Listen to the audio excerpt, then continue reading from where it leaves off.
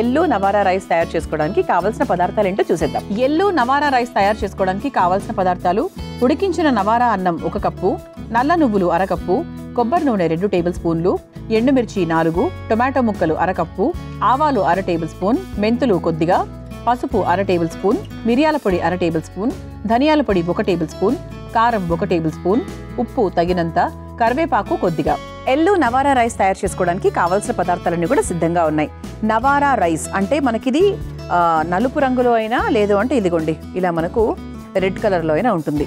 మనం రోజంతా అంటే ముందు రోజు రాత్రి నానబెట్టుకుని మర్నాడు ఉదయాన్నే అంటే ఎప్పుడు చేసుకున్నా కూడా 8 గంటల పాటు నానాలండి. అది ముఖ్యమైన విషయం అనమాట. మీరు ఎప్పుడు తయారు చేసుకున్నా కూడా పర్వాలేదు, 8 అవర్స్ బాగా నానాలి. ఈ నవారా రైస్ అనేది ఆరోగ్యానికి ఎంత మంచిదంటే ఎముకలు చాలా చాలా స్ట్రాంగ్గా అవుతాయి.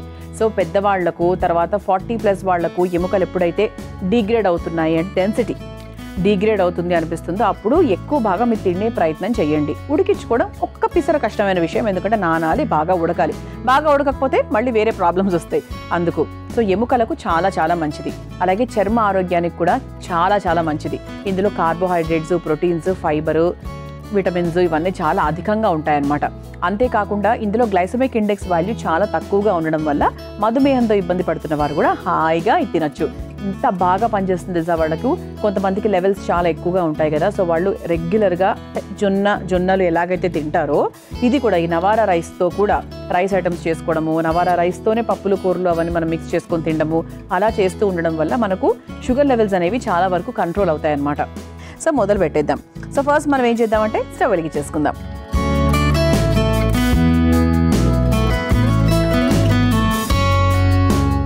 కొంచెం మనకు బాండి వేడెక్కిన తర్వాత ఇంకా మెల్లిమెల్లిగా వేసుకోవాలి. ఇది చాలా సింపుల్ ప్రాసెస్ అండి. ఇది పెద్ద కష్టమైన ప్రాసెస్ కాదు. జస్ట్ మనకి నవారా రైస్ని ఉడికించుకునే పని మాత్రమే ఉంది. అదొక్కటే పని మనం ముందు చేసుకోవాల్సింది.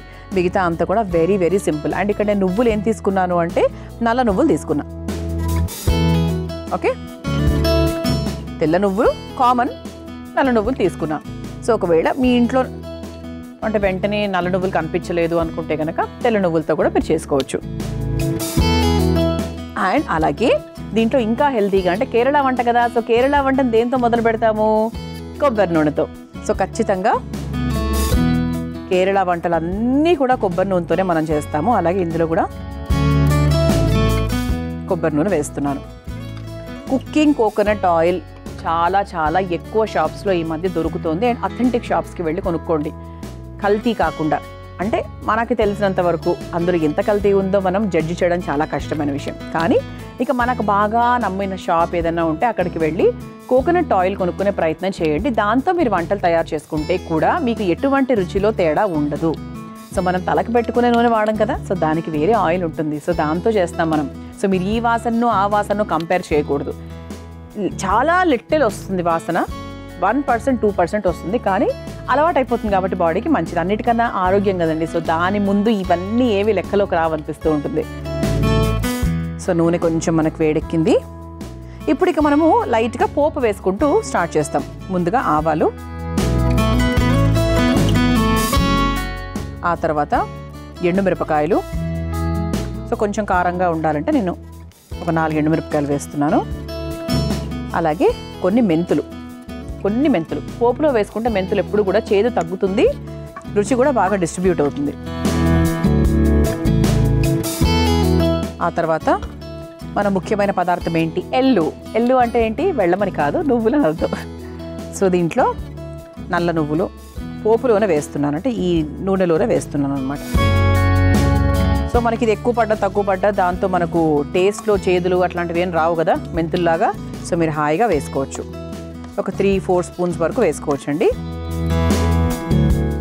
ఆ తర్వాత ఇందులో కొంచెం కరివేపాకు కూడా వేస్తున్నాను.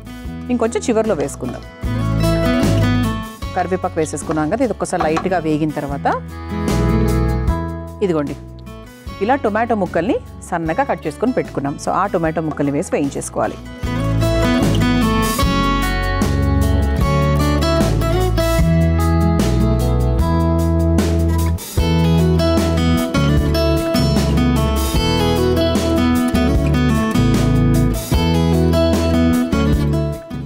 సో దీంట్లో కొంచెం ఉప్పు కూడా యాడ్ చేసుకుందాము. ఇప్పుడు ఇక్కడ నుంచి మీకు చిన్న స్పెషల్ స్టెప్ ఉంటుందండి. సో ఇంతవరకు మీరు వేసింది మామూలుగా మీ అందరూ చేసుకునేది పోపు, నువ్వులు, టొమాటో ముక్కలు ఇంతవరకు చేసేది. అయితే ఇప్పుడు చూడండి ఒకసారి ఇలా ఒక చిన్న బౌల్ తీసుకోండి. బౌల్ తీసుకుని అందులోకి ఈ వంటకి సరిపడా కారం, దీనికి సరిపడా చిటికెడు పసుపు, తర్వాత ఈ వంటకు సరిపడా కాస్త ధనియాల పొడి, ఆ తర్వాత ఘాటుకు సరిపడా మిరియాల పొడి, ఆ తర్వాత దీనికి సరిపడా కాస్త ఉప్పు. ఆల్రెడీ ఇంకొంచెం వేసాం కాబట్టి దీనికి సరిపడా ఉప్పు వేసుకుందాం. ఉప్పు వేసుకొని ఒక చిన్న పేస్ట్ లాగా తయారు చేసుకుందాం. దీన్ని కొంచెం లిక్విడ్ పేస్ట్, కొంచెం వాటర్ యాడ్ చేసుకుందాం.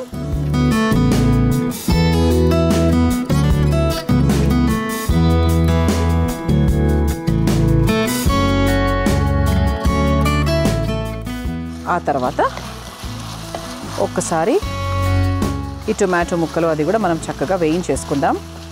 ఇది మనకు లైట్గా వేగిన తర్వాత మనం తయారు చేసుకొని పెట్టుకున్నటువంటి ఈ మసాలా పేస్ట్ ఏదైతే ఉందో ఇది వేసుకుంటున్నాం. ఎందుకు డైరెక్ట్గా ఇందులోనే వేసేయచ్చు కదా అనే సందేహం మీకు రావచ్చు. లేదు, అలా వేసిన దానికి ఇలా వేసిన దానికి చాలా డిఫరెన్స్ ఉంటుందండి. సో అందుకు మనం ఇలా ఒక పేస్ట్ లాగా తయారు చేసుకొని ఈ పేస్ట్ని వేసుకుంటున్నాం అన్నమాట.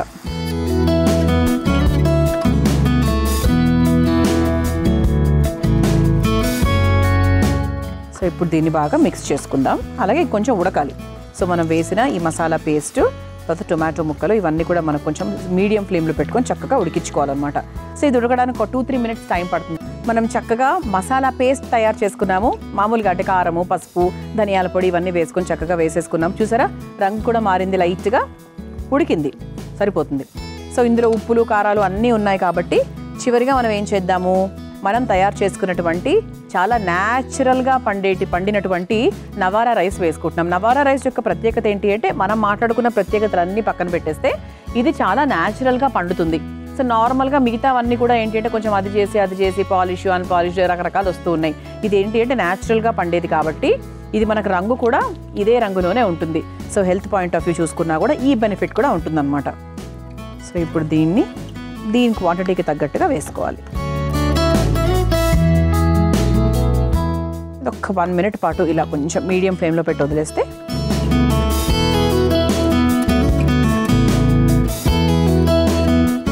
ఇది కొంచెం మనకి ఇలా లైట్గా లూజ్గానే ఉంటుందండి. మరి ఇలా వేపుల్లాగా, ఫ్రైస్ లాగా అలా అవ్వదు. ఎందుకంటే ఈ నవారా రైస్ యొక్క గుణం ఏంటి అంటే పొడి పొడిగా అవుతుంది, కానీ ఎంతో కొంత ఒక చిరు తేమ ఉంటుంది దీంట్లో. అంటే కొంచెం మనకి వేడి మీద ఉంది కాబట్టి కాస్త మీరు ఏదైనా సర్వింగ్ బౌల్లోకి తీసుకొని కాస్త ఒక 20-30 మినిట్స్ అయింది అంటే కొంచెం మనకు ఆ తేమ కూడా తగ్గుతుంది. మామూలు ఫ్రైడ్ రైస్ చేసుకుందాం మనం, అంతే కదండి.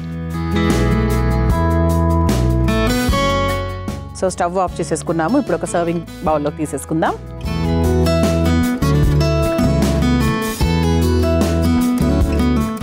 సో ముందు అలా కాస్త ఎండుమిరపకాయలు, కరివేపాకు వేసేసుకుంటే మనం సర్వ్ చేసుకున్నప్పుడు చాలా బాగా వస్తుంది.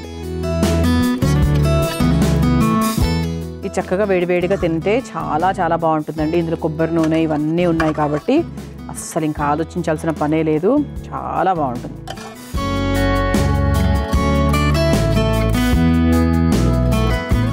ఓకే, సో ఇలా బౌల్లోకి వేసేసుకున్నాం కాబట్టి సర్వింగ్ ప్లేట్లోకి తీసేసుకుందాం.